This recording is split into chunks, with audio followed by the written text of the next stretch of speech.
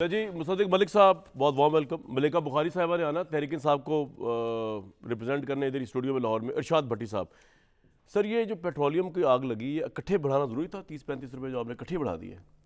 نہیں, اصل میں پیٹرولیم کی قیمت جو ہے اس کے اندر دو کمپوننٹ ہوتے ہیں. ایک تو بین الاقوامی سطح پہ کیا قیمت چل رہی ہے تیل کی جو ہم امپورٹ کرتے ہیں, وہ ایک امپورٹنٹ ایلیمنٹ ہوتا ہے. اور دوسرا ایلیمنٹ ہوتا ہے روپے اور ڈالر کی جو قیمت ہے, کیونکہ انٹرنیشنل مارکیٹ میں جو آپ نے لیوی بڑھائی نا آئی ایم ایف کے کہنے پہ, وہ 5 روپے ہے. وہ تو صرف ڈیزل کی ہے اور صرف 5 روپے ہے.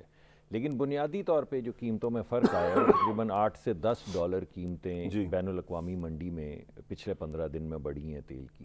تو اس وقت جو آپ کو اثرات نظر آ رہے ہیں یہ اس قیمت کے بڑھنے کی وجہ سے ہیں, اور وہ ہمارے اختیار میں نہیں ہوتی. دونوں ہی ویسے اختیار میں نہیں ہوتی. کافی دیر تک ڈار صاحب نے کتنا کوشش کی. پولیٹیکل ڈیمیج ہو چکا ہے آپ کو اب کہ اسحاق ڈار بھی ڈلیور نہیں کر سکے, مفتاح اسماعیل کو آپ نے انسرمونیل نکال دیا, ڈار صاحب بھی جو بلند بانگ دعوے لے کے آئے تھے ڈالر کو یہ کر دوں گا, آئی ایم ایف کو نبڑ لوں گا, سارے فلاپ ہو گئے. مطلب آپ کو یہ اندازہ ہے کہ الیکشن جب بھی ہوگا آپ کا کیا حل کرے گی قوم؟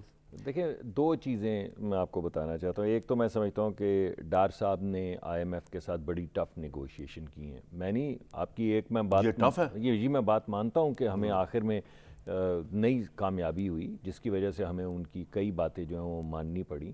مگر ڈار صاحب نے پوری کوشش یہ کی کہ پچھلے جتنے بھی معاہدے ہوئے تھے جو پچھلی حکومت کر کے گئی تھی, جو بعد میں دوبارہ سے پروگرام شروع ہوا, انہوں نے کوشش یہ کی کہ غریب آدمی کے اوپر جو بوجھ ہے اس کو کم سے کم کیا جائے. اس کے کچھ فوائد بھی ہیں اور کچھ نقصانات بھی ہیں.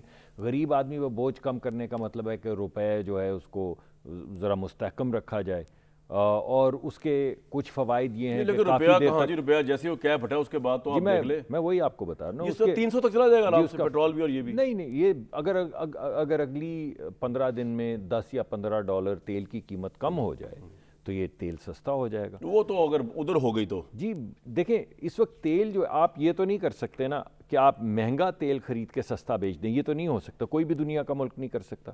ایک چیز اگر $100 کی ہے تو آپ $80 میں بیچیں گے تو 20 کا نقصان کریں گے. اتنی سی ہے کہ یہ سب کچھ کرنے کے باوجود بھی ابھی تک انسرٹینٹی ہے کہ آئی ایم ایف آپ کو بیل آؤٹ کرے گی کہ نہیں کرے گی. میرے خیال میں آئی ایم ایف نہیں کرے گی تو یو ہی کچھ نہیں دے گا, سعودی عرب نہیں دے گا, چائنا نہیں دے گا, کوئی بھی نہیں دے گا. جی میرا خیال ہے کہ انسرٹنٹی بہت زیادہ کم ہو چکی ہے, کیونکہ اب جو ہم نے جو تجاویز سامنے رکھی ہیں جن کا کئی مرتبہ میں ذکر کرتا ہوں, میں اپنے محکمے کی بات کر لیتا ہوں. ہم نے اپنے محکمے میں ایسی تجاویز وزیر اعظم اور وزیر خزانہ کے سامنے رکھی ہیں جن سے ہم یہ سمجھتے ہیں کہ آئی ایم ایف بھی سیٹسفائیڈ رہے گی مگر غریب آدمی کے اوپر بھی بوجھ نہیں پڑے گا.